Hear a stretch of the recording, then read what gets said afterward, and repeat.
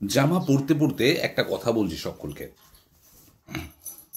সেটা হলো অনেক গ্রামের ছেলে, মানে গ্রামে বড় হয়েছে আমার মতো, এখন শহরে আছে, এরকম অনেকেই আমার বন্ধু মহলে। তারা যখন পরিচয় হয় বা কথা হয়, তখন আমি গ্রামের ছেলে, গ্রাম থেকে বিলং করি, এটা বলতে লজ্জা পায়। তাদের উদ্দেশ্যে আজকে সকালের এই মেসেজটা। গ্রামের ছেলে আমি, পার্সোনালি আমি যদি নিজেকে বলি, আমি গর্বের সাথে বলি। কেননা গ্রামের ছেলে, এটা লজ্জার নয়, গর্বের বিষয় যে তোমার একটা গ্রাম আছে, আর এটা ঈশ্বরের আশীর্বাদ।